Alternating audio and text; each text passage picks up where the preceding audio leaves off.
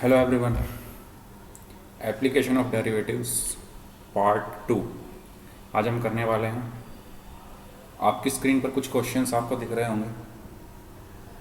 आज हम maximum questions application of derivative पर सॉल्व करने वाले हैं। 5 क्वेश्चंस आपकी स्क्रीन पर हैं। पार्ट 1 में मैंने बिल्कुल बेसिक से बता दिया था आपको कि इस तरह के क्वेश्चन कैसे करने हैं। आज मैं कुछ क्वेश्चंस आपके लिए लेकर आया हूँ। 17-18 क्वेश्चन हैं, एनसीईआरटी की बुक से उठाए हैं, तो क्वेश्चंस तो इम्पोर्टेंट होंगे ही। आज हम वो सारे क्वेश्चन सॉल्व करेंगे, एक एक क्वेश्चन सॉल्व करेंगे, एक एक स्टेप देखेंगे कि कैसे हमें इस तरह के क्वेश्चंस को सॉल्व करना है। पहला क्वेश्चन आपकी स्क्रीन पर दिख रहा होगा आपको, जिसमें बोला गया है question number 1। Question number 1, find the, एक मिनट जी, चलिए, वो किसी वजह से ये पेन जो है वो बंद हो गया था मेरा, तो चलिए क्वेश्चन की तरफ चलते हैं। क्वेश्चन में बोला गया है कि find the rate of change of the area of a circle with respect to its radius R. अगर आपने मेरी पिछली वीडियो देखी है तो मैंने आपको कुछ पॉइंट बताए थे और मैंने बोला था कि अगर ये सब आपको आपके क्वेश्चन में दिख जाए लिखी हुई तो आपको डेरिवेटिव करना है। वो कौन से पॉइंट्स हैं, कौन कौन से पॉइंट्स थे? अगर आपने मेरी पिछली वीडियो देखी तो आपको पता होगा कौन कौन से पॉइंट थे। एक था रेट ऑफ चेंज, एक था मार्जिनल, एक था इंक्रीजिंग एट सम रेट, और एक पॉइंट और था, ठीक है। रेट ऑफ चेंज था, मार्जिनल था, और एक था चेंजिंग, ठीक है, और increasing at some rate, okay. तो ये सब हमारे पॉइंट्स थे, 3 या 4 पॉइंट्स मैंने बताए थे। अगर ये आपको किसी क्वेश्चन में दिख जाए तो आपको वहाँ पर आंख बंद करके क्या करना है, डेरिवेटिव करना है। जैसे कि इस क्वेश्चन में आपको क्या दिख गया है, रेट ऑफ चेंज लिखा हुआ दिख रहा होगा। ये देखिए, ये लिखा हुआ है रेट ऑफ चेंज, ठीक है। तो इस तरीके से हमें क्वेश्चन को पहले पहचानना है। यहाँ तो हमें पता है कि हम differentiation application of derivative chapter solve कर रहे हैं, तो ये उसी से हो जाएगा, लेकिन पेपर में क्वेश्चन आ गया तो कैसे पता चलेगा कि एप्लीकेशन ऑफ डेरिवेटिव से होगा। तो हमको ये देखना है। तो रेट ऑफ चेंज आ रहा है, यहाँ पर क्या आ रहा है, क्या आ रहा है, रेट ऑफ चेंज, क्या आ रहा है, रेट ऑफ चेंज। तो इसीलिए अगर आपने मेरी पिछली वीडियो नहीं देखी, मैंने पूरा बेसिक क्लियर किया है, आप ज़रूर देखिएगा जाकर, आपको समझ आने लगेगा। पहला क्वेश्चन हम सॉल्व कर रहे हैं। फर्स्ट क्वेश्चन में बोला है find the rate of change of the area. Question नहीं बता दिया, हमें निकालना क्या है, rate of change of the area. किसका? सर्कल का। किसके रेस्पेक्ट में? विद रेस्पेक्ट टू रेडियस, यानी हमें area with respect to radius हमें निकालना है, ठीक है। किसका एरिया निकालना है? सर्कल का। व्हेन, फर्स्ट पॉइंट ए दिया हुआ है 3 सेंटीमीटर, ठीक है। जब रेडियस आपकी क्या है, 3 सेंटीमीटर। देखिए ये क्या है, आपकी रेडियस है, तो मैं इसको लिख लेता हूँ, इसको r इक्वल टू 3 सेंटीमीटर, ये हमें दिया हुआ है। चलिए अब करते हैं अपना क्वेश्चन। कैसे करेंगे इस क्वेश्चन को? सबसे पहले हमें निकालना क्या है, D A upon D R. A क्या है यहाँ पर? Area of circle. Area of circle हमारा क्या होता है, क्या होता है हमारा area of circle? Area of circle हमारा क्या होता है? एरिया ऑफ सर्कल हमारा होता है पाई आर स्क्वायर। क्या होता है? Pi R square. क्या होता है? Pi R square. Area of circle हमारा क्या होता है? Pi R square. तो हम यहाँ पर D upon D R, A की जगह क्या रखेंगे? Pi R square. क्या रखेंगे? Pi R square. अब यहाँ पर हम इसका डिफ्रेंशिएशन करेंगे। पाई क्या है? एक कांस्टेंट है। कांस्टेंट रूल के अकॉर्डिंग जब किसी फंक्शन के साथ कोई कांस्टेंट आता है और जब हमें डेरिवेटिव करना होता है या डिफ्रेंशिएशन करना होता है तो कांस्टेंट क्या होता है, डिफ्रेंशिएशन से बाहर चला जाता है और अंदर क्या बचा? R square. D A upon D R क्या बचा? पाई बाहर, आर स्क्वायर का differentiation with respect to R क्या होगा? 2r, ठीक है। तो क्या आया? 2πr, लेकिन r क्या है 3 सेंटीमीटर हमें दिया हुआ है क्वेश्चन में, ठीक है। तो dA/dr इक्वल टू क्या होगा 2π इंटू r की वैल्यू क्या है 3, तो dA/dr क्या हुआ 6π, यूनिट क्या होगी सेंटीमीटर स्क्वायर पर क्या होगी, ओनली सेंटीमीटर स्क्वायर होगी, ठीक है। तो इस तरीके से हमें क्या करना है, एरिया निकालना है। चलिए ठीक है, तो यूनिट हमारी सेंटीमीटर स्क्वायर पर सेंटीमीटर आएगा यहाँ पर, ठीक है, क्योंकि ये भी तो है, ये देखो ना खुद ही निकाल सकते हैं यूनिट। तो एरिया की क्या हो गई dA/dr हमें पता है ना, यूनिट लिखनी बहुत इंपॉर्टेंट है, ये अगर नहीं लिखेंगे तो हमें नहीं पता चलेगा कि हम बात किस चीज़ की कर रहे हैं, एरिया की कर रहे हैं, वॉल्यूम की कर रहे हैं, ठीक है। एरिया की यूनिट क्या होती है सेंटीमीटर स्क्वायर, और इसकी रेडियस की क्या होती है अपॉन सेंटीमीटर। तो इसका मतलब क्या हुआ कि हमारा जो एरिया है वो हमारे रेडियस के रेस्पेक्ट में 6π सेंटीमीटर स्क्वायर, अगर हमारी रेडियस 1 सेंटीमीटर चेंज होती है तो हमारा एरिया 6π सेंटीमीटर स्क्वायर चेंज होगा, ठीक है। इस लाइन का मतलब क्या है कि रेडियस के रेस्पेक्ट में ए कितना चेंज हो रहा है, अगर रेडियस हमारी 1 सेंटीमीटर चेंज हो रहा है रेडियस में, तो एरिया में 6π सेंटीमीटर स्क्वायर का चेंज होगा, ठीक है। चलिए अब हम चलते हैं अपने सेकंड पार्ट पे। सेकंड पार्ट में आर की वैल्यू 4 सेंटीमीटर दिया, ये आपको खुद करना है। यहाँ पर क्या करना है, बस 3 की जगह क्या आ जाएगा 4 आ जाएगा, ठीक है, और आंसर क्या हो जाएगा 8π सेंटीमीटर स्क्वायर पर सेंटीमीटर, ठीक है। तो ये दूसरा क्वेश्चन भी आपका हो गया, ठीक है। तो इसका मतलब क्या हुआ, 1 centimetre change in radius will make change of 8π centimetre square in area of a circle, ठीक है, एरिया ऑफ अ सर्कल। तो ये आपको समझ में आ रहा होगा कि कैसे हम एप्लीकेशन डिफ्रेंशिएशन की कैसे हम यूज़ करते हैं, ठीक है, कि एरिया में आर के रेस्पेक्ट में आपको डिफ्रेंशिएशन की असली मीनिंग भी समझ में आ रहा होगा कि dA/dr का मीनिंग क्या है, कि आर में चेंज करने से ए में क्या चेंज आ रहा है, ठीक है। ऐसे ही dy/dx का मैंने फर्स्ट वीडियो याद कीजिए, जब डिफ्रेंशिएशन स्टार्ट किया था मैंने क्या बताया था कि x के रेस्पेक्ट में y में क्या चेंज आ रहा है, x में थोड़ा सा चेंज करने पर इंस्टेंटेनियस चेंज, मैंने एक वर्ड बताया था इंस्टेंटेनियस चेंज। तो यहाँ पर क्या हो रहा है, इंस्टेंटेनियस चेंज हो रहा है। कैसे हो रहा है, क्योंकि r की वैल्यू जब 3 सेंटीमीटर है तो एरिया कुछ और हुआ, जैसे ही हमने r की वैल्यू चेंज की नेक्स्ट मोमेंट पे, तो हमारा क्या हुआ, एरिया भी चेंज हो गया। तो ये क्या होता है, इंस्टेंटेनियस चेंज। तो यही मैंने बताया था आपको। तो अब आपको समझ में आ रहा होगा धीरे धीरे कि डिफ्रेंशिएशन होता क्या है, ठीक है। तो dy/dx का मतलब क्या होता है कि x में चेंज करने से y पे क्या इफेक्ट पड़ रहा है। dA/dr का मतलब क्या होता है कि रेडियस में चेंज करने से एरिया पे क्या इफेक्ट पड़ रहा है, ठीक है। तो ये था हमारा क्वेश्चन नंबर 1, ठीक है। अब हम चलते हैं क्वेश्चन नंबर 2 की तरफ। इससे पहले मैं इसको हटा देता हूँ। चलिए अब चलते हैं हम क्वेश्चन नंबर 2। क्वेश्चन नंबर 2 में क्या बोला गया है, क्वेश्चन नंबर 2 में हमसे बोला गया है the volume of a cube, ये question number 2, the volume of a cube is increasing at rate of 8 centimetre cube पर सेकेंड।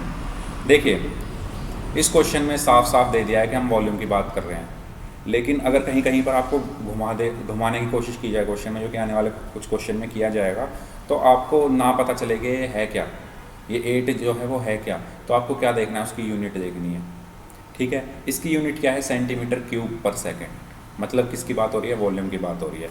वॉल्यूम की जो यूनिट है वो क्या होती है, क्यूब में ही तो होती है, ठीक है। एरिया की किस में होती है, स्क्वायर में होती है, ठीक है। इसकी स्क्वायर में होती है, इसकी क्यूब में होती है।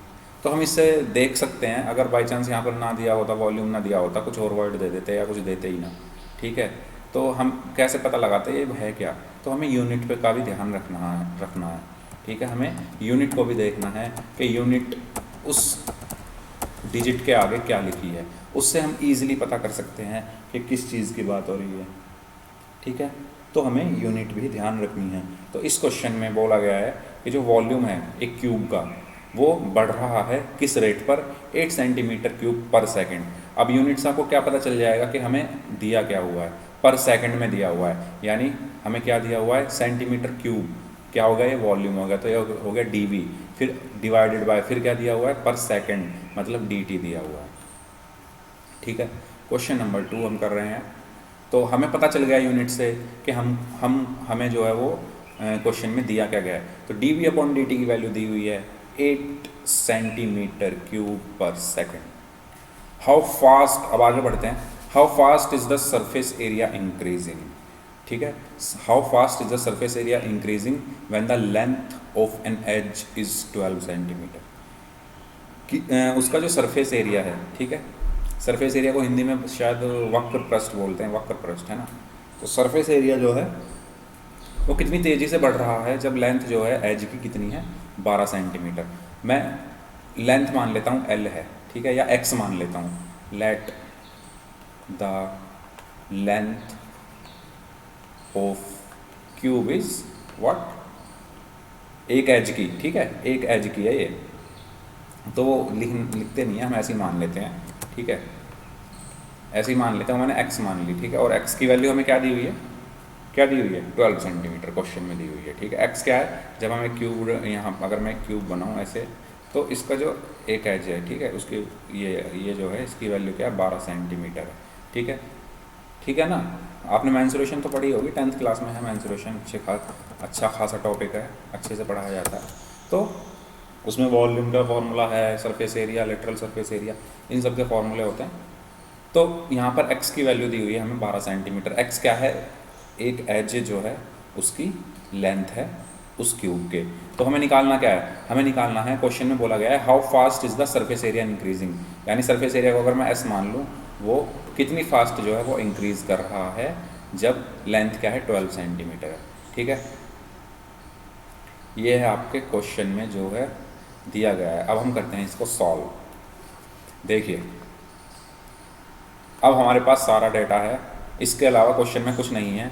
हमें इसी का यूज़ करके हमें ds अपॉन dt निकालना है।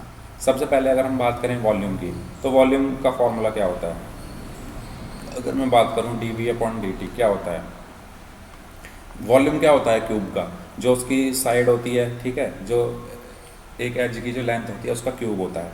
ठीक है, तो हमने पढ़ा होगा, आप लोगों ने भी पढ़ा होगा, ए क्यूब होता है ना। लेकिन यहाँ पर हम लेंथ x मान रहे हैं, तो फॉर्मूले में क्या आ जाएगा फॉर्मूले में x क्यूब।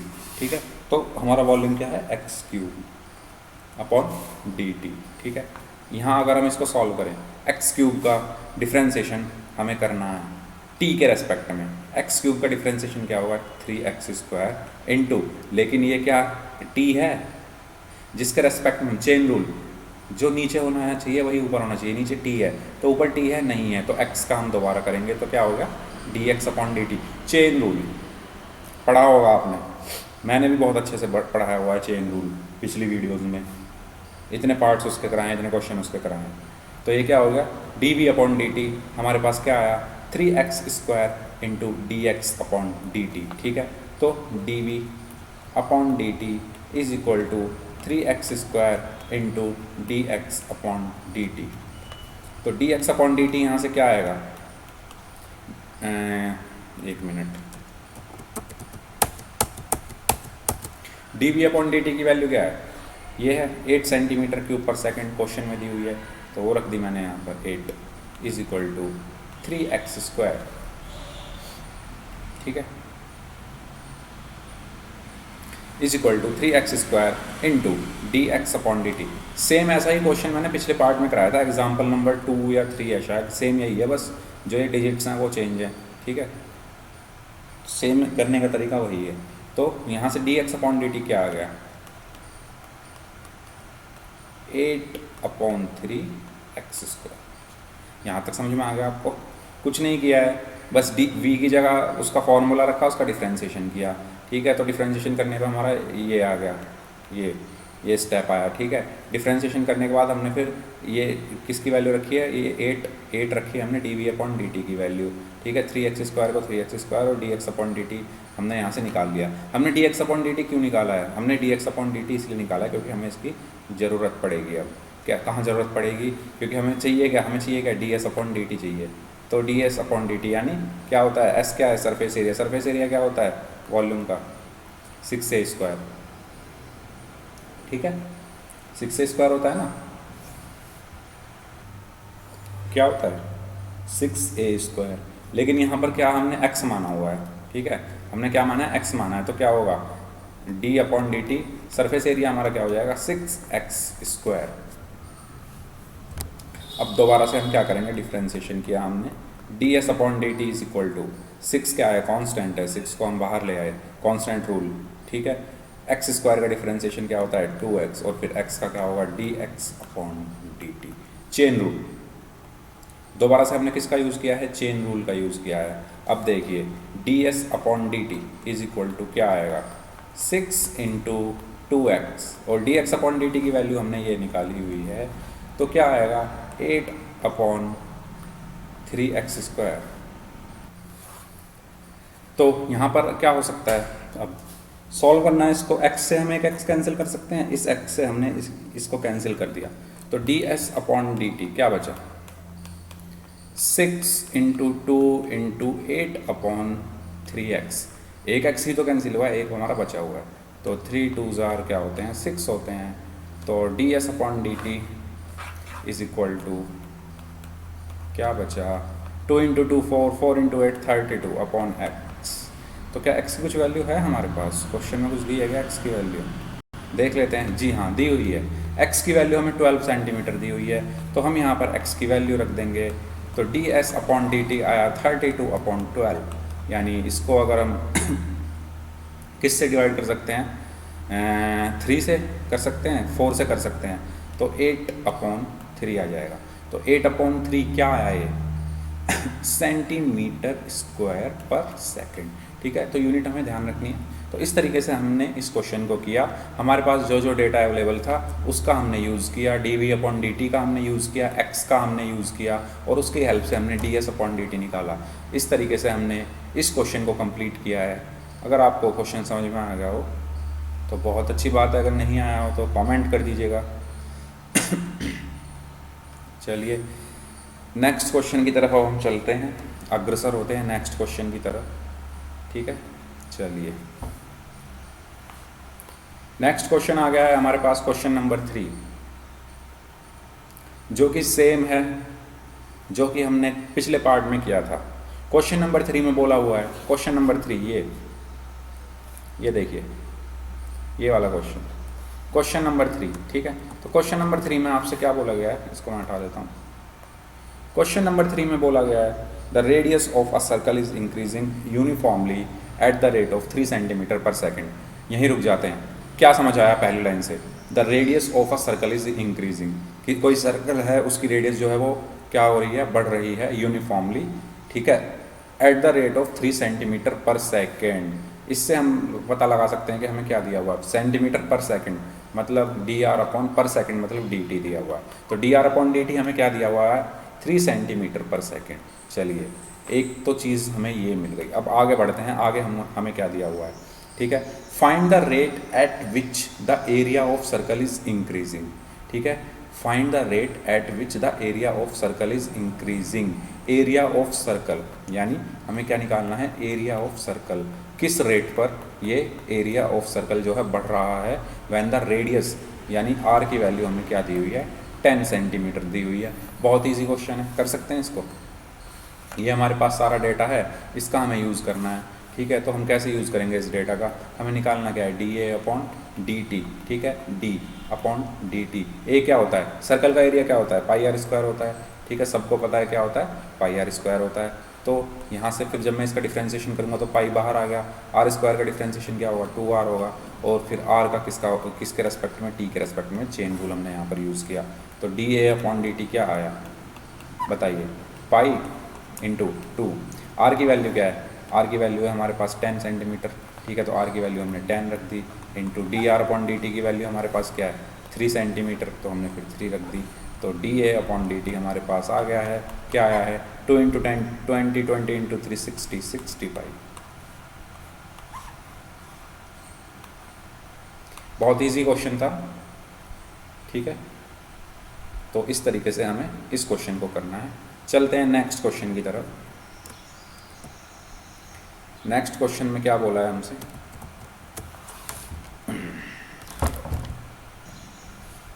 नेक्स्ट क्वेश्चन है क्वेश्चन नंबर 4।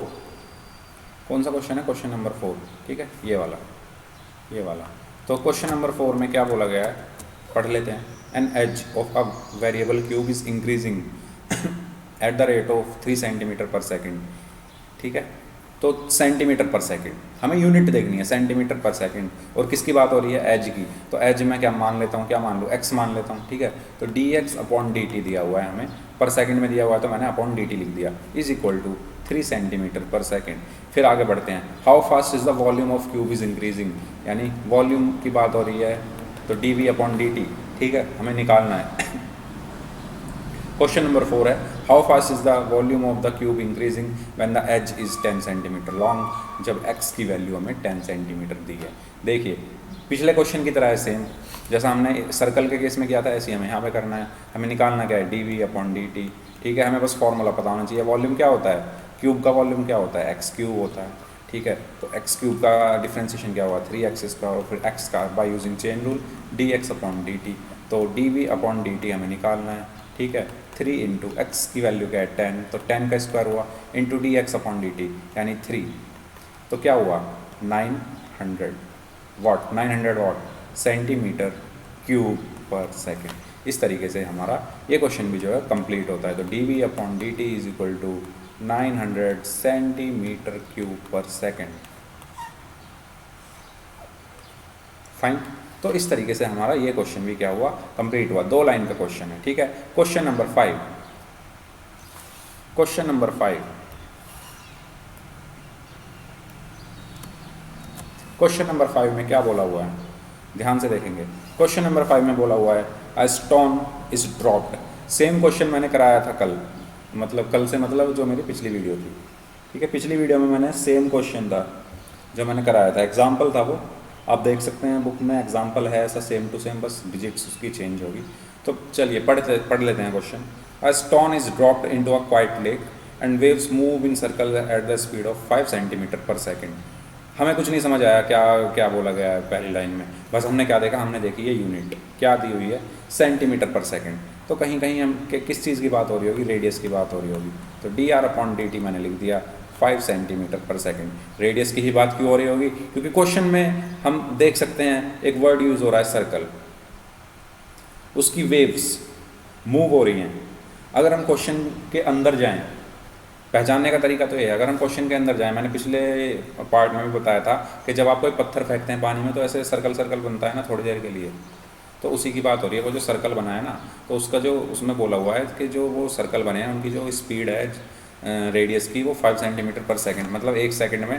पहले ये इस रेडियस का था सर्कल 5 सेंटीमीटर का, फिर नेक्स्ट में कितने का हो गया? 5 और बढ़ गई, सेंटर से लेते हैं ना, ये सेंटर तो सेम होगा इनका, तो फिर 10 का हो गया, फिर एक और बढ़ गई, फिर इसी सेंटर से किसका 15 का हो गया, ठीक है। तो ये बोला गया है इसमें, अगर हम डीपली इसके अंदर घुसें, लेकिन हम समझ लेते हैं डीपली घुसने की ज़रूरत नहीं है, हमें पता चल गया है क्या दिया हुआ है, सेंटीमीटर पर सेकेंड, यानी D are upon D T. At the instant when the radius of a circular wave is 8 centimetre, R दिया हुआ है हमें 8 centimetre. How fast is the enclosed area increasing. Same question जैसे हमने कौन सा किया था, क्वेश्चन नंबर 3 किया था, उसी तरीके का क्वेश्चन है, कर लेते हैं। D A upon D T हमें चाहिए। ए क्या होता है सर्कल में? पाई आर स्क्वायर होता है, तो पाई बाहर आ गया, ठीक है। और D by D T of क्या बचा? आर स्क्वायर बचा, तो पाई बाहर आया। आर स्क्वायर का डिफ्रेंसिएशन क्या होता है? 2r, और फिर आर का क्या होगा? By using chain rule D R pi upon D T. तो D A upon D T हमारे पास क्या बचा? पाई इंटू 2 इंटू आर क्या है? 8 into D are upon D T क्या है? 5। बस अब हमें चाहिए ही क्या? 2 इंटू 8 16, 16 इंटू 5 80, 80 पाई क्या? सेंटीमीटर स्क्वायर पर सेकेंड। ये हमारा क्या आया? एरिया आया। इस तरीके से हमें ये क्वेश्चन करने हैं। तो हमने 5 क्वेश्चन अभी तक किए हैं, और मुझे नहीं लगता कि 5 क्वेश्चन में कोई इतनी बड़ी बात थी, वो आपको सब समझ में आए होंगे। और अगर नहीं समझ में आए हैं तो आप मेरा पिछला वीडियो देख सकते हैं जो मैंने बेसिक बताए थे, वैसे उससे भी अच्छे से मैं इसमें बता रहा हूँ। वैसे जो पिछले वीडियो में मैंने बताया था ना बेसिक से, अगर आप वो भी ना देखें ना और इस डायरेक्ट इसको देख ले तो वो देखने की ज़रूरत भी नहीं है। उसके अकॉर्डिंग मैं यहाँ पर आपको चीज़ें बता रहा हूँ। अब चलते हैं नेक्स्ट क्वेश्चंस की तरफ।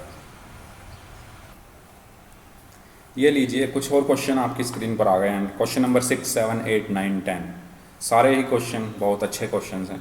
17-18 क्वेश्चन हैं ये, 5 करा दिए हैं मैंने। ये नेक्स्ट 5 क्वेश्चन हैं। इनको अगर आपने कर लिया और एग्जाम्पल्स को आपने कर लिया तो आपका जो एप्लीकेशन ऑफ डेरिवेटिव का जो फर्स्ट पार्ट है इसमें 3 या 4 पार्ट है, तो फर्स्ट पार्ट आपका कंप्लीट हो जाएगा और इसमें से जो जैसा भी क्वेश्चन आएगा आप इजीली कर सकते हैं। ठीक है, तो चलिए क्वेश्चन नंबर 6 देख लेते हैं। ठीक है, क्वेश्चन नंबर कौन सा? 6। The radius of a circle is increasing at the rate of 0 centimetre पर सेकेंड। इसमें तो आपको जो है क्या थाली सजाई दे दी है कि जो रेडियस है वो सर्कल की बढ़ रही है विद रिस्पेक्ट टू टाइम। ठीक है, क्योंकि पर सेकंड है और जिसकी वैल्यू क्या है 0.7। ठीक है, what is the rate of increase in circumference.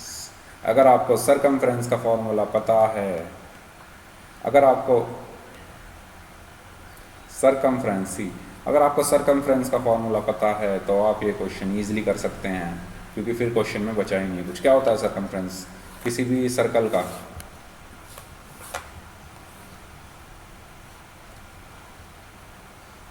ये एक सर्कल लग रहा है आपको, मुझे तो लग रहा है। ठीक है, ये इसका क्या है? सेंटर है, और यहाँ ये इसकी रेडियस है r। ठीक है,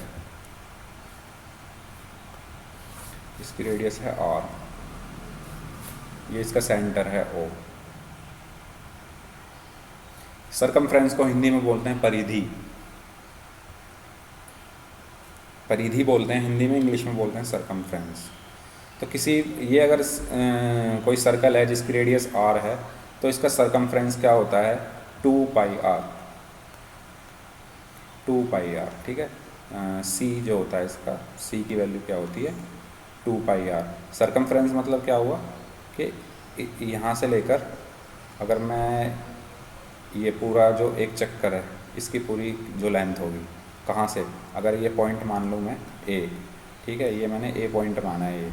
ए पॉइंट से अगर चलना शुरू करूँ मैं ऊपर की तरफ, ठीक है, ऐसे चल रहा हूँ मैं, चलता जा रहा हूँ और फिर पॉइंट ए पर आ गया। ठीक है, ऐसे ऊपर की तरफ चल के एंटी क्लॉकवाइज हम चले, ए पॉइंट से एंटी क्लॉकवाइज हम ऊपर की तरफ चले, तो दोबारा से अगर हम ए पॉइंट पर आ जाएं तो इतनी जो लेंथ होगी वो क्या हो गया? सरकमफ्रेंस, जिसको हम क्या बोलते हैं? 2 पाई आर। ठीक है, तो आपको समझ में आ गया होगा सरकमफ्रेंस क्या है। तो 2 पाई आर दी हुई है हमें, क्या दी नहीं हुई, हमें पता है कि 2 पाई आर होती है। तो D C upon D T क्या हुआ? सी की वैल्यू क्या है? 2 पाई आर। ठीक है, अपॉन डी टी। अब करना ही क्या है? कुछ नहीं करना, 2 पाई तो बाहर आ गया, इंटू क्या बचा? D are upon D T. तो 2 pi D are upon D T की वैल्यू क्या है? 0.7। लो हो गया। इसमें करना ही क्या था? 1 नंबर में आएगा ऐसा क्वेश्चन आया तो, अगर आपको फॉर्मूला याद है। क्वेश्चन में कुछ नहीं है, फॉर्मूला याद नहीं है, सरकमफ्रेंस क्या होता है नहीं पता, तो फिर दिक्कत है। फिर तो कोई नहीं कर सकता इस क्वेश्चन को अगर फॉर्मूला ही नहीं पता, बिना फॉर्मूले के। ठीक है, चलिए अब चलते हैं हम नेक्स्ट क्वेश्चन की तरफ।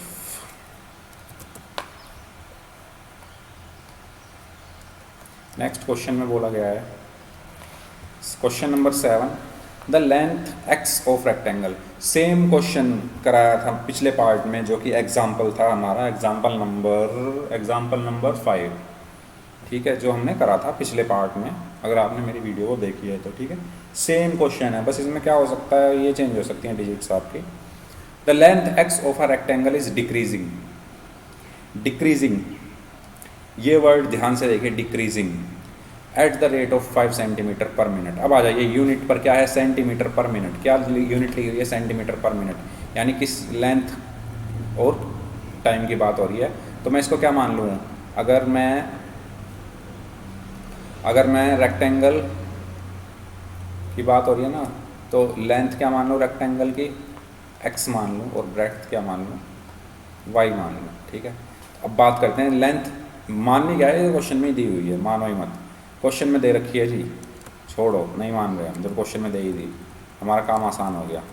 ठीक है, हमारा काम क्या हो गया? आसान हो गया। ठीक है, तो क्या बोला गया है क्वेश्चन में? The length x of rectangle is decreasing eight rate of 5 centimetre पर मिनट। यानी dx/dt। मिनट की बात हो रही है तो मैंने dt लिया, क्या है डिक्रीज हो रही है तो माइनस का साइन आएगा, 5 सेंटीमीटर पर मिनट, ठीक है। इसलिए मैं कह रहा था ये जो वर्ड है ना डिक्रीजिंग, इसको ध्यान से देखिए क्योंकि इसका इफेक्ट पड़ गया बहुत, अब माइनस का हो गया ये, ठीक है। अब माइनस लेके चलना है हमें। फिर क्या बोला हुआ है, and the width Y is increasing at the rate of, यहाँ पर इंक्रीज हो रही है तो हम प्लस का ले लेंगे, तो dy/dt किस रेट से इंक्रीज हो रही है, 4 सेंटीमीटर पर मिनट। आई होप आपको ये समझ में आ रहा होगा कि मैं ये नीचे t कब ले रहा हूँ, r कब ले रहा हूँ। जैसे मैंने यहाँ पर क्या ले लिया, dx/dt ले लिया। t क्यों लिया है मैंने, क्योंकि यूनिट में देखो तो यहाँ मिनट आ रहा है, ठीक है, टाइम की बात हो रही है तो इसलिए मैंने लिया है। तो ये दो चीज़ें हमें पता चल गई। When x is 8 centimetre and y is 6 centimetre, x की वैल्यू हमें दी है 8 सेंटीमीटर और y की वैल्यू हमें दी है 6 centimetre. Find the rate of change of A point की अगर मैं बात करूं, बोला है पैरामीटर, पैरामीटर में क्या चेंज होगा, तो पहले हम कर लेते हैं पैरामीटर को। पैरामीटर यानी dp/dt। पैरामीटर क्या होता है, क्या होता है पैरामीटर, बताइए फॉर्मूला क्या होता है, 2 इंटू लेंथ प्लस ब्रेड्थ होता है, लेंथ प्लस विड्थ होता है तो 2 इंटू एक्स प्लस वाई होता है, ठीक है, अपॉन dt, ठीक है। 2 बाहर आया, अंदर क्या बचा, dx/dt plus dy/dt।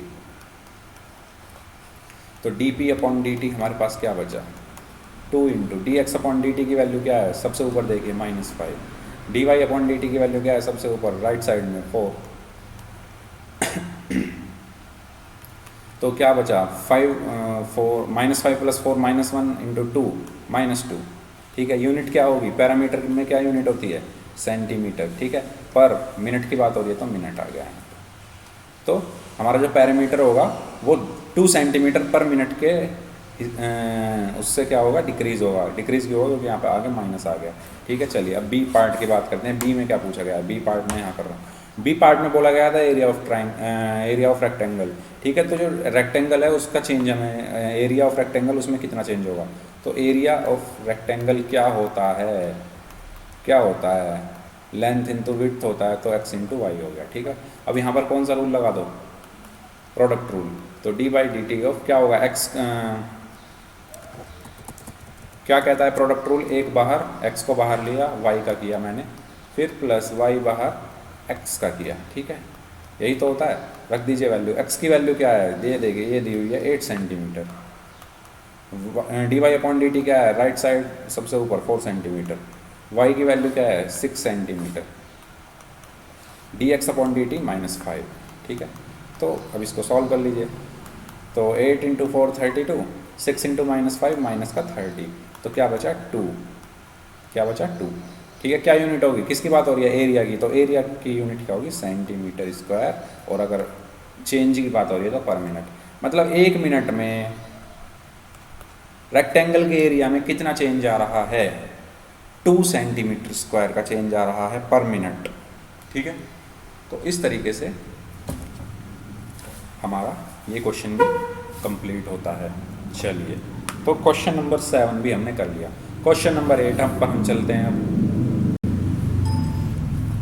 Question number 8 पर हम कर चलते हैं। क्वेश्चन नंबर 8 में क्या बोला गया है, ठीक है। क्वेश्चन नंबर 8 में बोला गया है हमसे, क्या बोला गया है कि a balloon which always remains spherical.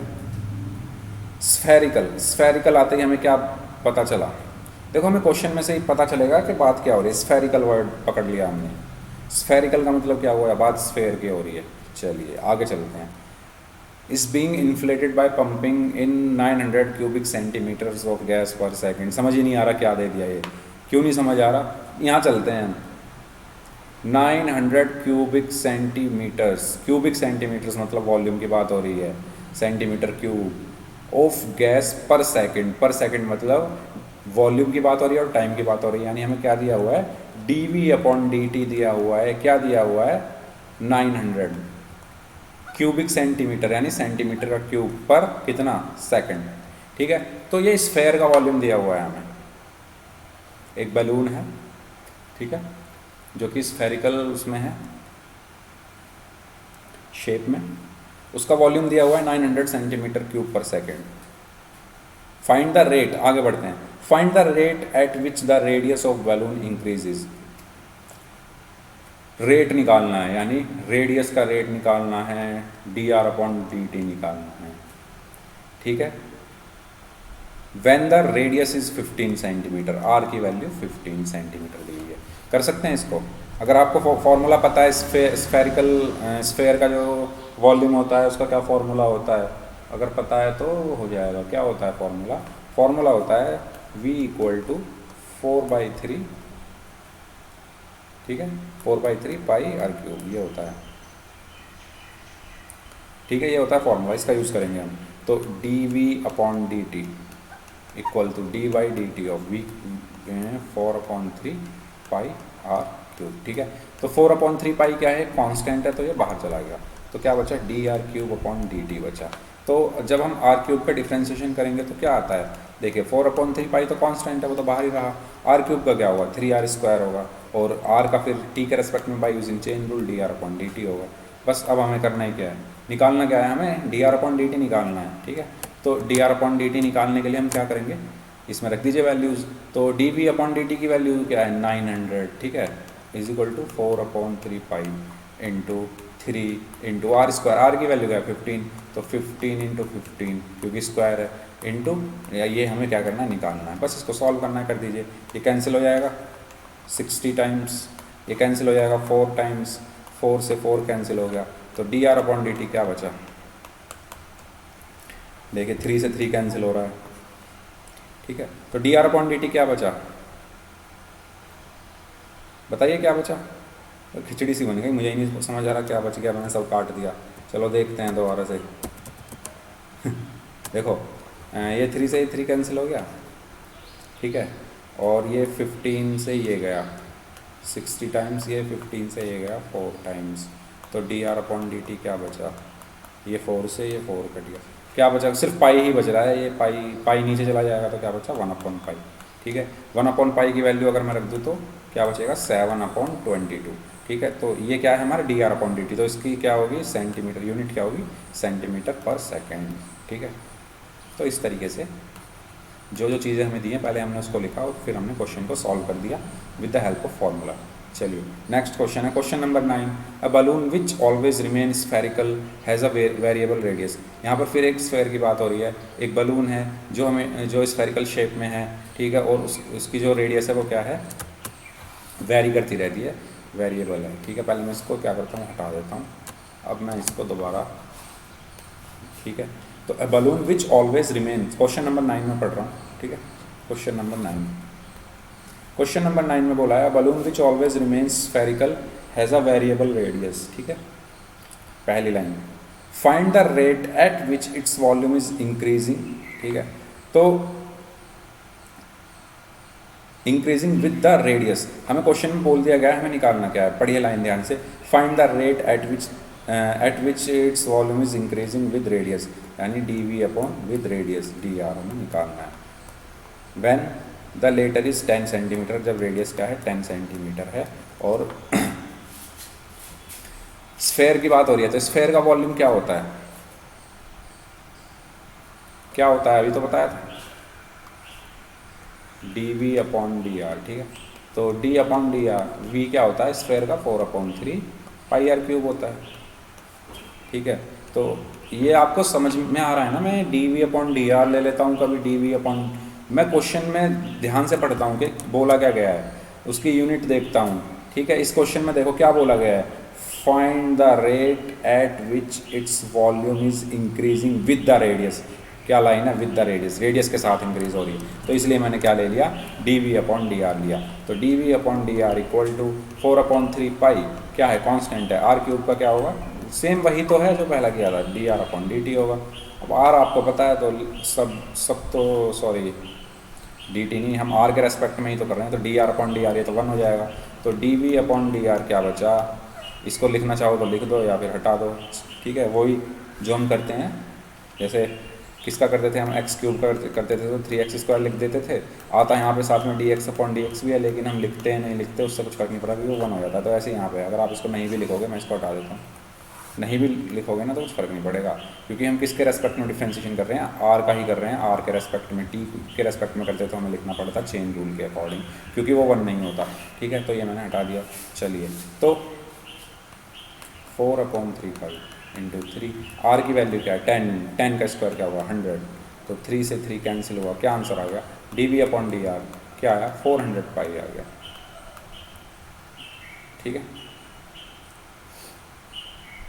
और इसकी यूनिट क्या होगी सेंटीमीटर क्यूब पर क्या सेंटीमीटर। ठीक है, क्योंकि हमें आर के रेस्पेक्ट में देख रहे हैं ना। चलिए, ये क्वेश्चन भी हमारा कंप्लीट हुआ। अब चलते हैं नेक्स्ट क्वेश्चन की तरफ, क्वेश्चन नंबर 10। ठीक है, तो क्वेश्चन नंबर 10 के लिए ना मैं ज़्यादा जगह चाहिए होगी मुझे, चलो देख लेते हैं। Question number 10, last question. ठीक है, क्वेश्चन नंबर 10 की बात हो रही है। चलिए, क्वेश्चन नंबर 10 में बोला गया है a ladder 5 metre long is leaning against a wall, the bottom of the ladder is pulled along the ground away from the wall. मतलब एक सीढ़ी है, लैडर है, जिसकी लेंथ 5 मीटर है और एक दीवार के जो है अगेंस्ट जो है वो खड़ी हुई है, और जो बॉटम है जो लैडर का, अगर उसको ग्राउंड के, जो हमारी ग्राउंड है उसके अलॉन्ग हम उसको पुल करें दीवार से 2 सेंटीमीटर दूर या 2 सेंटीमीटर पर सेकंड के रेट से, अगर हम उसको कैसे करें, चलिए मैं फिगर बना के बता देता हूँ। ठीक है, 2 सेंटीमीटर पर सेकंड के हिसाब से उसको क्या करना है, हमें पुल करना है लैडर को उस दीवार से जिस दीवार के सहारे वो खड़ी है। ठीक है, चलिए मैं सबसे पहले बनाता हूँ यहाँ पर एक दीवार।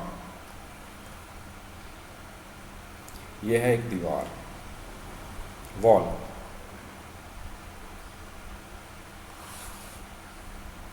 ठीक है, क्या है ये, एक वॉल है। ये क्या है, वॉल है। ठीक है, और ये मैं बना देता हूँ नीचे ग्राउंड। ये है ग्राउंड। फिगर से हम समझते हैं कि क्वेश्चन में कहा क्या जा रहा है, क्योंकि ऐसे समझाना तो मैं समझाऊंगा आपको समझ नहीं आएगा। ठीक है, ब्लैक कलर में जो है वो है क्या, वॉल। रेड कलर में जो है वो है क्या, ग्राउंड। अब मैं बनाता हूँ एक लैडर।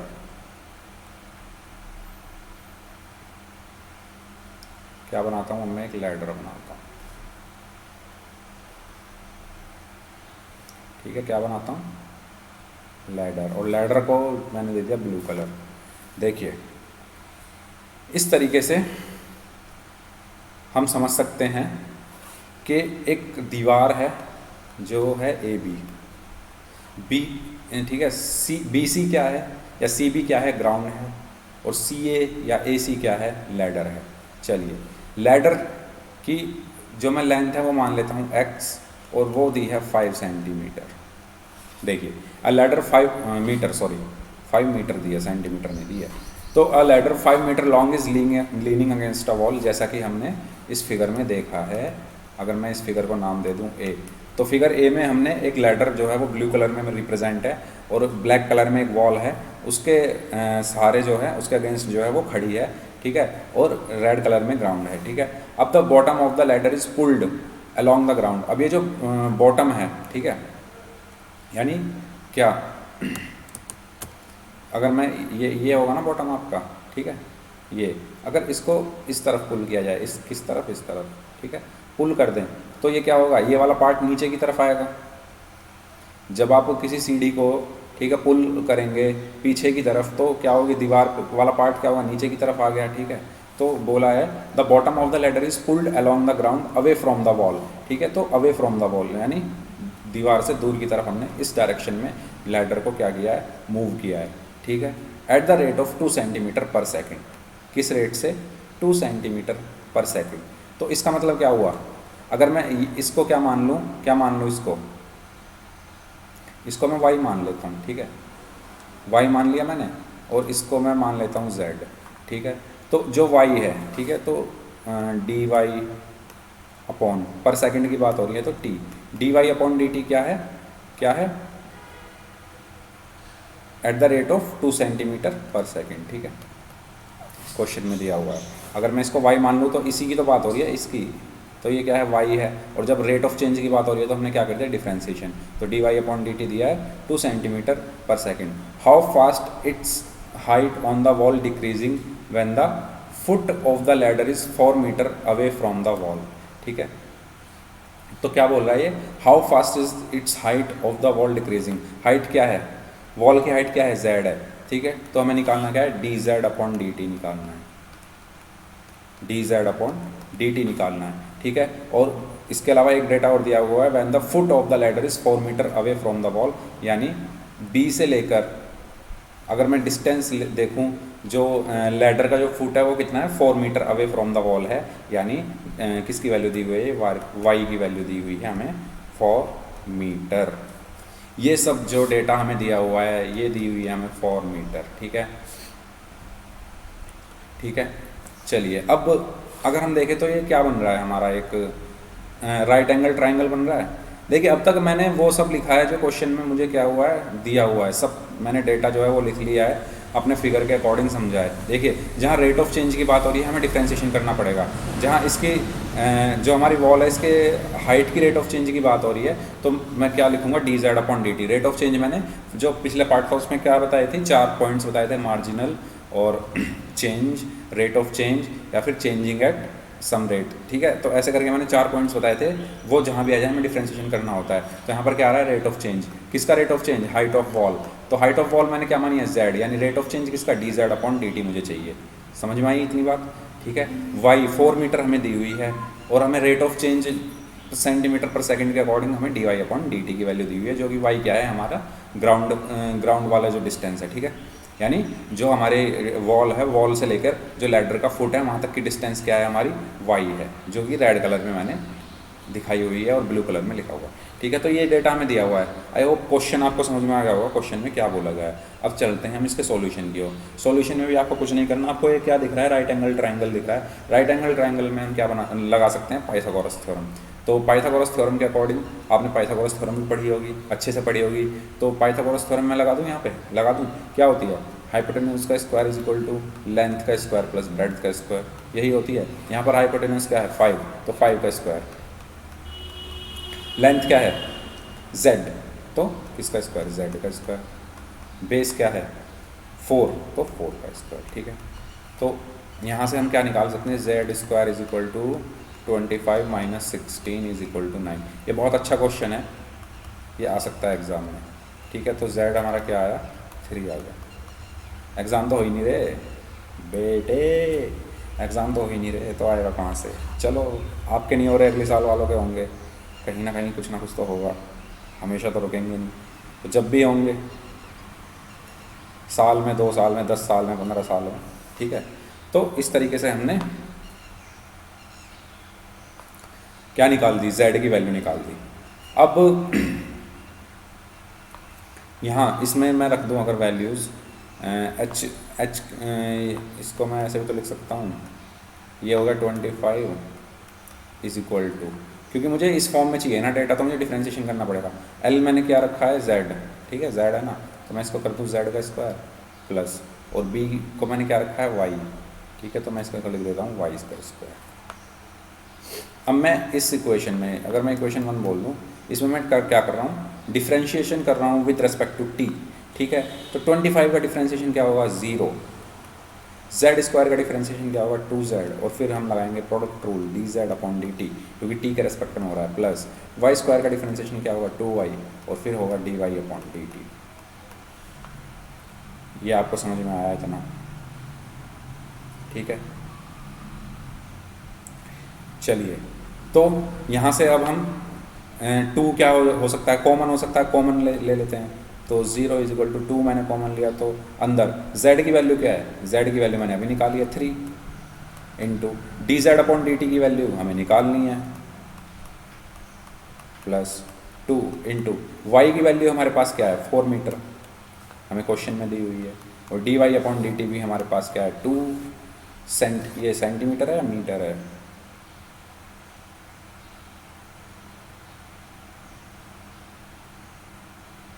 2 सेंटीमीटर पर सेकेंड।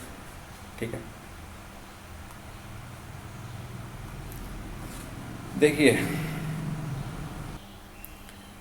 देखिए इसमें अब हमें एक चीज़ और देखनी पड़ेगी, हमें जो यूनिट है वो सब सेम होनी चाहिए।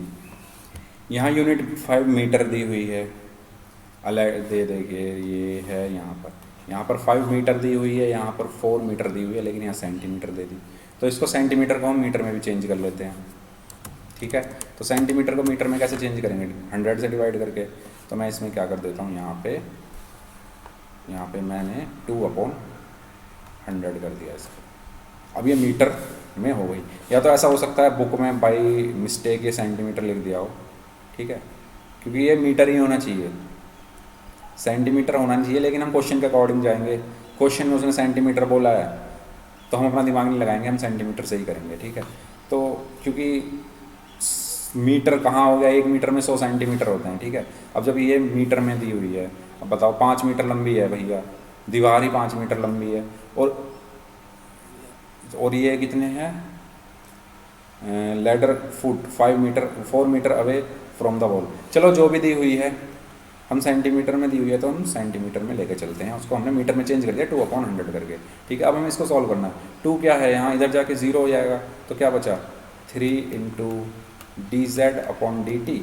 ठीक है, और इसको अगर मैं 0 के इधर ले आऊँ किसी को भी, तो एक माइनस का हो जाएगा, तो मैं इसको ले जाता हूँ इधर 0 से, तो माइनस का हो जाएगा, ये माइनस का 2 × 4 × 2।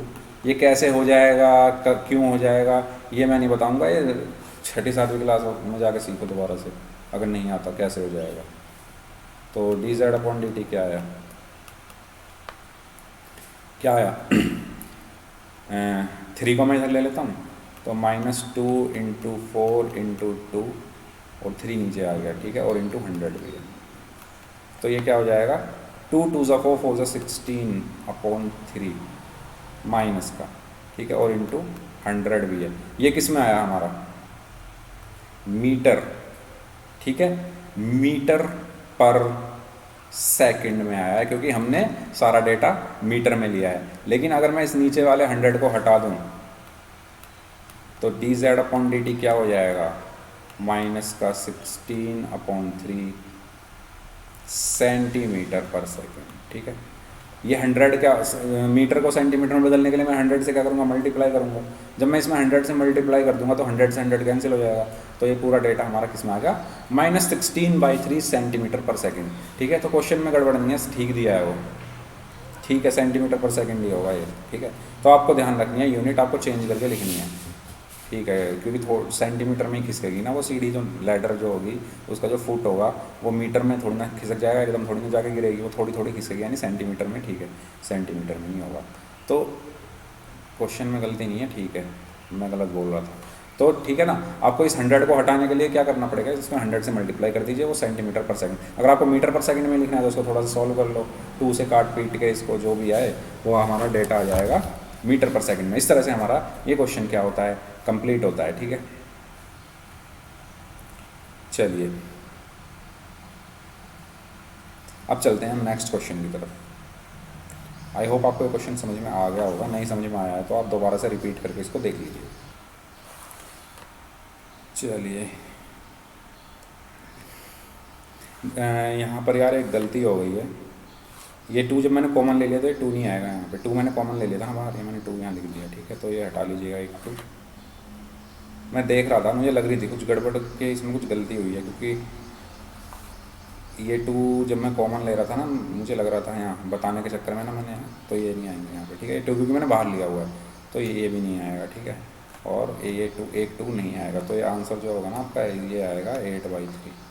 और माइनस का क्यों आ रहा है, क्योंकि ये डिक्रीज़ हो रहा है। ठीक है, क्वेश्चन में भी तो डिक्रीजिंग ही पूछ रहा है, तो माइनस का साइन आएगा। ठीक है, देखो पूछा है ना क्वेश्चन में, when the foot of the how fast is its height on the wall decreasing. ठीक है, तो डिक्रीजिंग इसलिए माइनस इसलिए आ रहा है क्योंकि वो क्या हो रही है, हाइट जो हो रही है वो कम हो रही है। ठीक है, तो इस तरीके से आपका क्वेश्चन नंबर 10 भी कंप्लीट होता है। अब चलते हैं हम अपने नेक्स्ट क्वेश्चन की तरफ।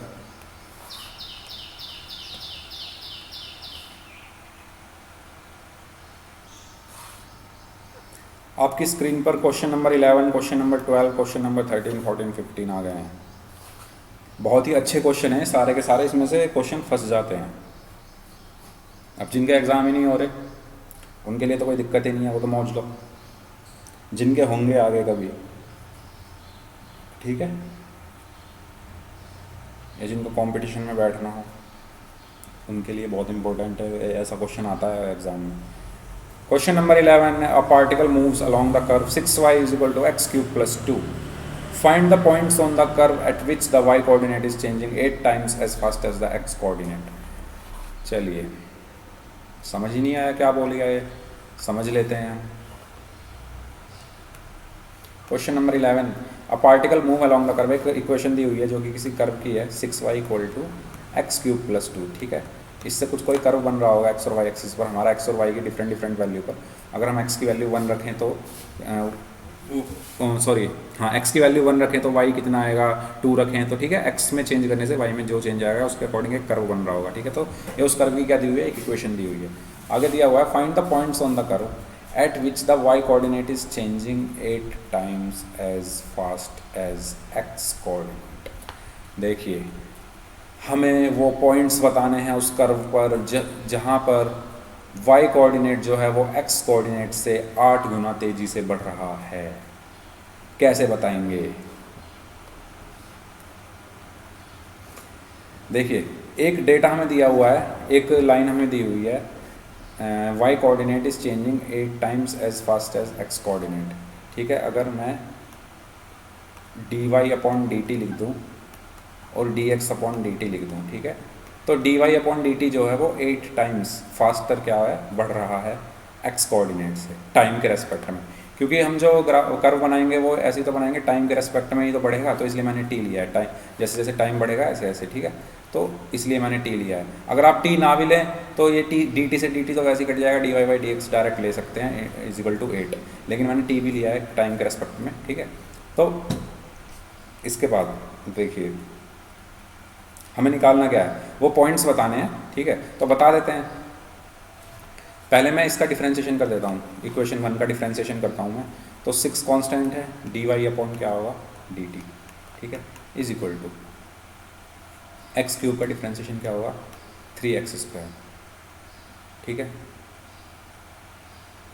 यही होगा ना, dy/,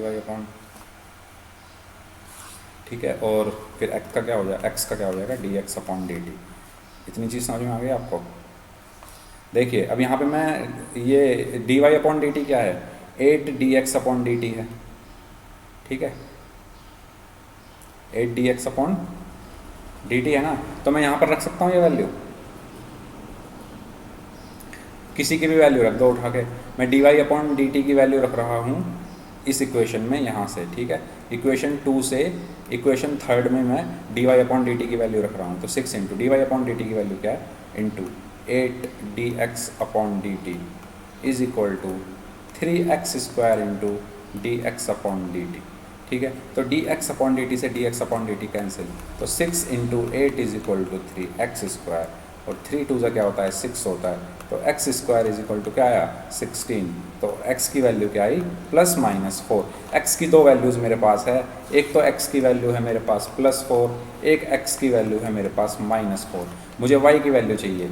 अब मैं क्या करूँगा, इक्वेशन 1 में x की वैल्यू रखूँगा। इक्वेशन 1 मेरी क्या है, 6y = x³ + 2, ठीक है। इक्वेशन 1 मेरी क्या है, 6y = x³ + 2 given in question में ये इक्वेशन मुझे दी गई है, ठीक है। तो मैं इसमें अब x की वैल्यू रखता हूँ, 6y = x की वैल्यू पहले मैं +4 रखता हूँ, तो 4 का क्यूब क्या होता है, 64 + 2। तो 6y = क्या आया, 66, और y = क्या आया, 11। तो मेरा ये पॉइंट क्या आया, एक पॉइंट मेरा क्या आ गया, 4,11, ठीक है, ये 11 है, 12 सा लग रहा होगा, 4,11। अब मैं x की वैल्यू इसमें रखता हूँ -4, तो 6y = x की वैल्यू -4 का क्यूब -64 + 2, तो 6y = क्या आया, -62, और y = क्या आया, -62 / 6, और अगर मैं इसको डिवाइड कर दूँ तो क्या आएगा, 31/3, ठीक है, -31/3, ठीक है। तो मेरे क्या पॉइंट्स आए, -4, -31/3, ठीक है। तो मेरे पॉइंट्स क्या क्या आए हैं, 4,11 एंड -4,-31/3, और यही मेरा क्या हुआ, आंसर हुआ। इस तरीके से इस क्वेश्चन को हम करेंगे। जो इक्वेशन दी है उसका डिफ्रेंसिएशन करेंगे।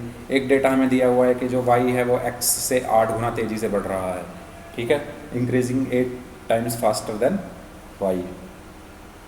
x, y is increasing 8 times faster than x, ठीक है। तो उससे फिर हमने एक इक्वेशन बनाई, उसको उस वैल्यू को उठा के हमने रखा दूसरी इक्वेशन में, वहाँ से हमारे पास x की वैल्यू आई और फिर x की वैल्यू हमने जो इक्वेशन हमें क्वेश्चन में दी है उसमें रख के हमने y की वैल्यू निकाली, और हमारे 2 पॉइंट्स ऐसे आए, 2 कोऑर्डिनेट्स ऐसे आए जहाँ पर जो हमारा y होगा वो x से 8 गुना तेज़ी से बढ़ेगा। इस तरीके से हमें इस क्वेश्चन को सॉल्व करना है। इस तरीके से हमें इस क्वेश्चन को सॉल्व करना है। अगर आपको क्वेश्चन नहीं समझ में आया हो तो कमेंट करके बता दीजिएगा, ठीक है। तो इस तरीके से हमारा ये क्वेश्चन भी कंप्लीट होता है, क्वेश्चन नंबर 11। चलते हैं क्वेश्चन नंबर 12 की तरफ। नेक्स्ट क्वेश्चन नंबर 12 आपकी स्क्रीन पर आ चुका होगा। क्वेश्चन नंबर 12 बोला है the radius of an air bubble is increasing at the rate of 0.5 centimeter per second, at what rate is the volume of the bubble increasing when the radius is 1 centimeter। देखिए, radius की बात हो रही है, यानी dr/dt हमें दिया हुआ है, पर सेकंड में दिया हुआ है तो मैंने dr/dt लिख दिया इसको, 1/2 सेंटीमीटर पर second. Eight what rate is the volume of the bubble, dv/dt increasing when radius is 1 centimeter, ठीक है। वॉल्यूम का फॉर्मूला क्या होगा, बबल किस शेप में होता है, बबल किस शेप में, स्फेयर की में, तो स्फेयर का क्या होता है 4/3 पाई r3, 4/3 पाई बाहर आ गया, r3 का डिफ्रेंसिएशन 3r², ठीक है, और फिर t के रेस्पेक्ट में dr/dt। ऐसे ही क्वेश्चन मैंने कराए थे पहले, शायद तीसरा चौथा क्वेश्चन से ही ऐसे ही था। 4/3 पाई हमें पता है, 3 इंटू r की वैल्यू क्या है 1, तो 1 का स्क्वायर 1, dr/dt की वैल्यू 1/2, ठीक है। तो ये क्या बचा, 3 से 3 कैंसिल हो गया, 2 से ये 2 टाइम्स गया, तो क्या बचा 2 पाई, 2 पाई ही तो बचा। 2 पाई क्या यूनिट क्या होगी बताइए, यूनिट क्या होगी, सेंटीमीटर क्यूब पर सेकेंड, ठीक है। ये आंसर हो गया, आसान सा क्वेश्चन। क्वेश्चन नंबर 13 की तरफ चलते हैं। क्वेश्चन नंबर 13 में बोला है कि a balloon which always remains spherical has a variable diameter, find the rate of change of its volume with respect to x। ये आप कर सकते हैं, डायमीटर दिया हुआ है, इससे रेडियस निकल जाएगी। रेडियस और डायमीटर में क्या रिलेशन होता है, छठी क्लास के बच्चे भी बता देगा। डायमीटर क्या होती है, रेडियस से दुगनी होती है, रेडियस क्या होती है डायमीटर की, आधी होती है। तो यही तो होता है, डायमीटर दिया हुआ है, ठीक है। तो डायमीटर हमें क्या दिया हुआ है, क्या दिया हुआ है 3/2 इंटू 2x + 1। रेडियस क्या होती होगी, इसकी आधी, इसकी आधी यानी 3/4 2x + 1। रेडियस आपको पता चल गई। Find the rate of change of its volume with respect to x, dv/dx चाहिए। किस चीज़ की बात हो रही है, स्फेयर की। स्फेयर का क्या होता है फॉर्मूला, dv/dx इज इक्वल टू dv क्या होगा 4/3, ठीक है। और रेडियस क्या है r, πr³ अपॉन x। कर लोगे अब इसको। देखो ये रेडियस दी हुई है तो dr/dx यहाँ से निकाल लेंगे, यहाँ से तो क्या होगा dr/dx 3/4 तो कांस्टेंट हुआ, ठीक है। और 2x का डिफ्रेंशिएशन क्या होता है 2, 2 2 = 4, तो dr/dx क्या आया 3/2, 1 का तो 0 हो गया डिफ्रेंशिएशन, तो dr/dx निकल गया मेरे पास। अब मैं यहाँ ये निकाल सकता हूँ, तो dv/dx is equal to 4/3 pi क्या है कांस्टेंट है, r³ का डिफ्रेंशिएशन क्या होता है 3r², और फिर r का x के रेस्पेक्ट में dr/dx होता है, ठीक। चलिए अब हम इसमें वैल्यू रख देते हैं उठा के, dv/dx is equal to 4/3 pi into 3r² into dr/dx क्या है क्या है D R upon d x, हमने अभी निकाला है, ऊपर निकाला हुआ है, ये देखो ये निकाला हुआ 3/2। ठीक है, तो अब इसमें देखो, अब आर की वैल्यू हमारे पास है ही, क्या है ये आर की वैल्यू है ना हमारे पास 3/4 2x + 1, वो उठा के रख दो इसमें। तो D we upon d x is equal to, वैसे आर की वैल्यू हमें पहले रखनी चाहिए थी क्योंकि, हाँ रुकिए, एक काम कीजिए, यहाँ मत रखिए आर की वैल्यू, क्योंकि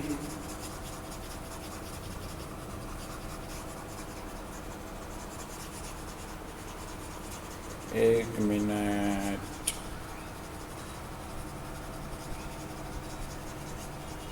देखिए क्या करना है, यहाँ तक तो ठीक है ना, ये हमने फॉर्मूला रखा है, ठीक है। अब मैं D we upon d x is equal to 4/3 pi तो बाहर आ गया, ठीक है, d of r cube with respect to x. R की वैल्यू हम यहाँ रखते हैं क्योंकि अगर मैं बाद में रखूँगा ना तो डिफ्रेंशिएशन नहीं हो पाएगा उसका, फिर यहाँ तो मैं आर क्यूब का कर दूंगा 3r², लेकिन हमें चेन रूल के साथ करना पड़ेगा ना डिफ्रेंशिएशन, ठीक है ना। तो इज इक्वल टू 4/3 पाई, देखिए d upon d x, r की वैल्यू क्या है, आर की वैल्यू है आपके पास 3/4 2x + 1, ठीक है, 3/4 2x + 1, वो मैं यहाँ रख देता हूँ 3/4 2x + 1 का होल क्यूब, क्योंकि r का क्यूब है ना। अब इसको हमें सॉल्व करना है बस, तो D we upon d x is equal to क्या हो जाएगा,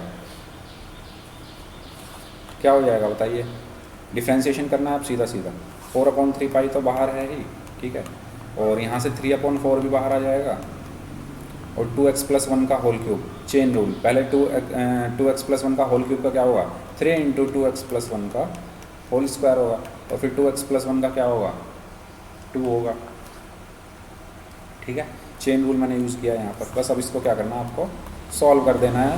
तो 4 से ये 4 कैंसिल, 3 से 3 कैंसिल, और ये आपका हो जाएगा 3 × 2 6 पाई, और ये हो जाएगा आपको 2x + 1 का होल स्क्वायर। इस तरीके से आपको इस क्वेश्चन को, अगर आप आगे चाहें तो इसको आगे तक भी सॉल्व कर सकते हैं,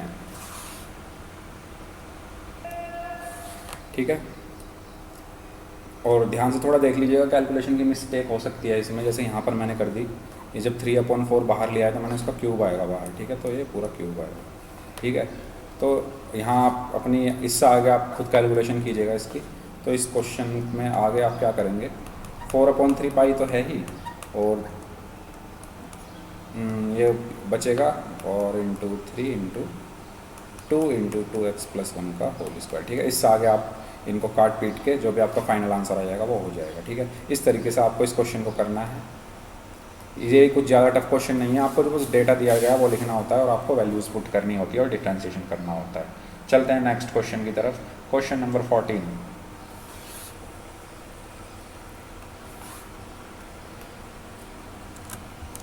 क्वेश्चन नंबर 14 में बोला हुआ है sand is pouring from a pipe eight the rate of 12 cm3/s। कुछ नहीं समझ आया, यूनिट देख लो क्या दी हुई है, cm3/s, लिख दो, वॉल्यूम होगा, तो वॉल्यूम होगा तो क्या होगा, ये डी वी अपॉन पर सेकंड में दी हुई है तो डी टी, ठीक है। देखिए मैं आपको ये बता दूंगा कि चीज़ें क्या क्या दी हुई है, क्वेश्चन कैसे कैसे करना है, कैलकुलेशन तो आपको ही करनी पड़ेगी ना। अब मैंने इस वीडियो में हर क्वेश्चन किया है, हर क्वेश्चन की कैलकुलेशन की है, ठीक है। तो एक दो क्वेश्चन के लिए अगर मैं बोल रहा हूँ कि आप कैलकुलेशन उसकी कर लीजिए तो आपको करनी चाहिए, ठीक है। तो मुझे ये दिया हुआ है, the falling sand forms a cone on the ground in such a way that the height of a cone is always 1/6 of the radius of the base, ठीक है। तो जो कॉन बन रहा है उसमें इस तरीके से बन रहा है कि जो कॉन की हाइट है वो हमेशा 1/6 है किसकी, रेडियस ऑफ बेस, ठीक है। कॉन क्या होता है, ऐसे बनता है ना कॉन, कुछ ऐसे करके बनता है ना, ठीक है। ये क्या होती है, रेडियस होती है बेस की, और ये क्या होती है, हाइट होती है, ठीक है। तो उसी की बात हो रही है, 1/6R ये दिया हुआ है, ठीक है। How fast the height of the sand cone increasing when the height is 4 cm, हमें निकालना है DH/dt, ठीक है, when the height is what 4 cm। देखिए इसको कर सकते हैं, कोन की बात हो रही है, कोन का वॉल्यूम हमें पता है, क्या दिया हुआ है, D we upon D t. वैसे भी तो पता है हमें d we upon D T क्या होता है, मतलब वॉल्यूम क्या होता है कोन का, 1/3 पाई आर स्क्वायर एच, ये होता है ना, ठीक है। तो D we upon D t दिया हुआ है 12, ठीक है। 1/3 पाई आर स्क्वायर क्या आ गया, बाहर आ गया, ठीक है। और नहीं, आर स्क्वायर बाहर नहीं आएगा, आर स्क्वायर का तो होगा, ठीक है। 1/3 पाई बाहर आ गया, क्योंकि आर तो हमारा क्या है, वेरिएबल है, वेरी कर रहा है, तो कांस्टेंट बाहर आएगा, ठीक है। तो अंदर क्या बचा, अब आर की वैल्यू क्या है, अगर मैं यहाँ से आर निकालूँ तो क्या आएगा, 6h आएगा, क्योंकि मुझे एच निकालना है ना, एच निकालना है, तो मैं इस पूरी इक्वेशन को एच की फॉर्म में ही रखूँगा। तो आर की जगह मैं क्या रख दूँ, 6h रख दूँ, तो 6h का स्क्वायर क्या हो जाएगा, 36h स्क्वायर, ठीक है। यहाँ पे मैंने रखी है आर की जगह 6h और इंटू एच है ही हमारे पास, तो ये साथ में क्या है, D by of D T है, ठीक है। इतना समझ में आया आपको, क्या किया है मैंने। चलिए अब मैं यहाँ लिख रहा हूँ 12 into is equal to 1/3 pi d by D T of, अंदर क्या बचा, 36h³, ठीक है। इतनी चीज़ समझ में आ गई। अब इसका हमें क्या कर देना है, डिफ्रेंशिएशन, 1/3 पाई, ठीक है। 36h³ का डिफ्रेंशिएशन हमें करना है, ठीक है। तो 36 तो कांस्टेंट है, तो 36 तो बाहर आ गया, h³ का क्या होगा, 3h², और फिर h का किसके रेस्पेक्ट में, t के रेस्पेक्ट में, ठीक है। अब हम यहाँ से ईजिली dh/dt निकाल सकते हैं, क्योंकि हमारे पास h भी अवेलेबल है, जो कि है 4 सेंटीमीटर। तो 12 is equal to 1/3 pi into 36 into 3, और h की वैल्यू है 4 सेंटीमीटर, यानी कि 4 का स्क्वायर इंटू dh/dt। तो dh/dt क्या बचा, यहाँ कर रहा हूँ मैं, ठीक है। dh/dt क्या बचा, यहाँ से देखो कुछ काट पीट कर लो, इनकी सॉल्व हो रहा है ना, ठीक है। 12 टाइम्स 36, dh/dt क्या बचा, उधर तो 1 ही बच गया, उधर तो सब कट गया, तो 1/, नीचे क्या बचा, इधर से क्या क्या जाएगा, एक तो पाई गया नीचे, इसके अलावा और क्या गया, 3 गया नीचे, और क्या गया, 16 गया, ठीक है। तो एक तो ये 4 का स्क्वायर गया, एक 3 गया, ये तो सॉल्व आपको कर लेंगे, ये एक एक पॉइंट सॉल्व करके तो मैं बस बता ही रहा हूँ, मन तो मेरा है नहीं बताने का। तो dh/dt इज इक्वल टू 1/48 पाई, ठीक है।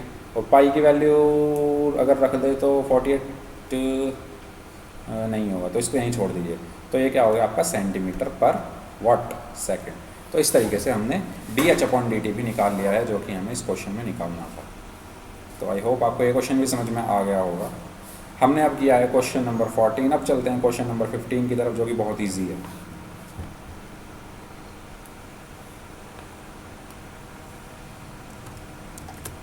क्वेश्चन नंबर 15 में एक इक्वेशन दी हुई है और बोला गया है the total cost CX in rupees associated with the production of X units of an item is given by, तो CX is given by 0.007 x³ minus 0.003 x square plus 15x plus 4000, ठीक है।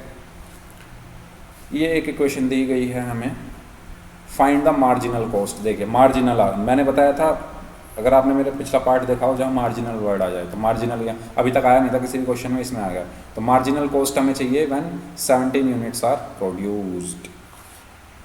X की value हमें 17 दी है, और marginal का मतलब होता है हमें इसका डिफ्रेंशिएशन करना है, तो इसका डिफ्रेंशिएशन कर दीजिए एक्स के रेस्पेक्ट में, dCx/dx इज इक्वल टू, ठीक है, dCx/dx इज इक्वल टू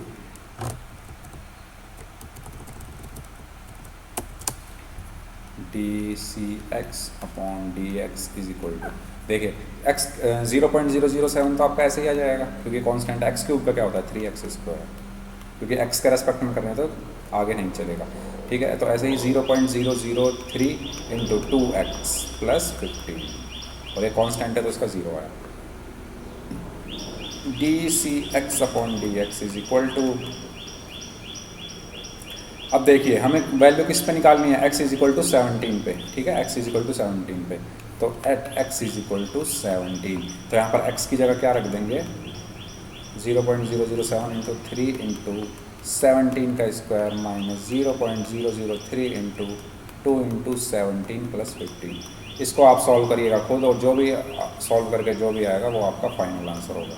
ठीक है, तो आपको करना क्या है, जो इक्वेशन दी है, जो भी हमें सी एक्स दिया हुआ है, मार्जिनल कॉस्ट की बात हो रही है, क्वेश्चन में मार्जिनल कॉस्ट बोला हुआ है, तो मार्जिनल में हम क्या करते हैं, डिफ्रेंशिएशन करने हैं, उसका डिफ्रेंशिएशन कर देंगे। और फिर बोला गया है 17 यूनिट्स। 17 यूनिट्स का मतलब है कि एक्स की वैल्यू क्या है, 17 है। अगर यहाँ पर एक्स यूनिट्स हैं तो एक्स यूनिट्स की जो टोटल कॉस्ट है, ठीक है, वो ये है। तो 17 की क्या होगी, एक्स की जगह 17 रख देंगे, तो 17 रख दिया हमने यहाँ पर, और इस तरीके से हमारा फाइनल आंसर आ गया। इस तरीके से हमारा ये क्वेश्चन भी कंप्लीट होता है, क्वेश्चन नंबर 15। अब चलते हैं हम नेक्स्ट क्वेश्चन की तरफ। चलिए, आपकी स्क्रीन पर दो क्वेश्चन आ गए हैं, question number 16 and question number 17। Question number 16 as it is है जैसे हमने क्वेश्चन नंबर 15 अभी किया था। ठीक है, क्वेश्चन नंबर 16 में हमसे बोला है, क्या बोला है, क्वेश्चन नंबर 16 में हमसे बोला गया है, क्या बोला गया है बताइए। क्वेश्चन नंबर 16 में बोला गया है the total revenue in rupees received from the sale of x units of a product is given by. देखिए, आर एक्स हमें दिया हुआ है, हम फालतू क्वेश्चन में नहीं पढ़ेंगे, हम देखेंगे हमें क्या दिया गया है, आर एक्स दिया गया है। ठीक है, 13x² प्लस 26x प्लस 15। ठीक है, नीचे पढ़ लो मार्जिनल। मार्जिनल का मतलब है इसका डिफ्रेंशिएशन करना है, एक्स के रेस्पेक्ट में हमने कर दिया। क्या है, 26x प्लस 26। उसके बाद क्या बोला है, व्हेन x = 7, यानी अब x की वैल्यू क्या रख दो, 7 रख दो, एट x = 7। तो 26 × 7 + 26 कर दो, तो 26 इसमें से कॉमन आ गया, तो 1 + 7 बचा, यानी 26 × 8 बचा, यानी कितना बचा, 8 6 48, 2 16 and 4 20, 208। तो 208 रुपीज़। तो ये हमारा क्या हुआ, आंसर हुआ। इस तरीके से हमें करना है। चलते हैं क्वेश्चन नंबर 17 की तरफ। क्वेश्चन नंबर 17, ये कौन सा था आपका, 16 था, 17 में यहाँ करता हूँ। बहुत ईजी क्वेश्चन है। The rate of change of area of circle with respect to its radius. सब कुछ क्वेश्चन में बोल दिया। Rate of change of area with respect to its radius, यानी dA/, ये तो एरिया होगा, with respect to its radius. ठीक है, r at r = 6 centimetre is at r = 6 centimetre पे dA/dr की वैल्यू बतानी है। तो dA/dr क्या होता है, a क्या हो गया, 4π² हो गया, πr² हो गया अपॉन dr। ठीक है, पाई क्या है, कांस्टेंट आया, r² का क्या होता है, 2r होता है, तो 2πr आया, और 2π × r की वैल्यू 6, तो क्या आया, 12π। तो कौन सा ऑप्शन ठीक है, ऑप्शन बी इसमें ठीक है। ठीक है, ऑप्शन बी इज करेक्ट। तो दो क्वेश्चन और आपके हो गए, 16 और 17। चलिए, एक और क्वेश्चन आपके लिए लास्ट क्वेश्चन होगा। मैंने हर टाइप के क्वेश्चंस आपको इस पार्ट में करा दिए हैं। अब आपके पास जैसा भी क्वेश्चन है आप इजीली कर सकते हैं। आपको क्वेश्चन ध्यान से पढ़ना है और देखना है क्वेश्चन में क्या क्या जो डेटा है वो हमें दिया गया है, और उस डेटा का यूज़ करके हमें बाकी डेटा निकालना है। जैसे इस क्वेश्चन में सेम क्वेश्चन है जैसा हमने क्वेश्चन नंबर कौन सा किया था, 16 और 15 किया था। इसमें भी हमें क्या दिया गया है, RX दिया गया है 3x² plus 36x plus 5। Marginal revenue का मतलब है इसका हमने डिफ्रेंशिएशन किया, 6x प्लस 36 आ गया। एट x = 15, तो dRx/dx एट x = 15 पे हमें चाहिए, तो 6 × 15 प्लस 36 हो गया। तो 15 × 6 कितना होगा, 90 प्लस 36 कितना हुआ, 126। तो 126 है कहीं, है, डी ऑप्शन इसका क्या है, ठीक है, तो डी ऑप्शन जो है। तो इस तरीके से हमने जो क्वेश्चंस जैसे जैसे क्वेश्चंस बन सकते थे इस टॉपिक पर, वो सारे क्वेश्चंस 18 क्वेश्चंस हमने 18 क्वेश्चंस हमने कवर किए हैं 1 आवर 20 मिनट्स में। ठीक है, तो इस तरीके के क्वेश्चन जो भी मैंने आज आपको कराए हैं, हर टाइप का मैंने क्वेश्चन कराया है। ठीक है, और अगर आपको किसी भी क्वेश्चन में कोई भी प्रॉब्लम है तो आप कमेंट करके पूछ सकते हैं। Thank you so much video देखने के लिए। वीडियो पसंद आई हो तो लाइक कर दीजिएगा, शेयर कर दीजिएगा, चैनल को सब्सक्राइब कर दीजिएगा। वैसे भी अब तो एग्ज़ाम सब कैंसिल हो गए हैं, कोरोना ने सब कैंसिल करा दिए हैं, अब तो कोई पढ़ेगा नहीं इनको। चलिए, क्योंकि ज़रूरत तो पड़ेगी, अभी जब आप कुछ एग्ज़ाम इसका देंगे तब उसमें पूछ लिए जाएंगे। ठीक है, तो आप ये क्वेश्चन जो है इस तरीके से करेंगे। Thank you so much video देखने के लिए, अपना ध्यान रखिएगा। Have a good day, bye bye.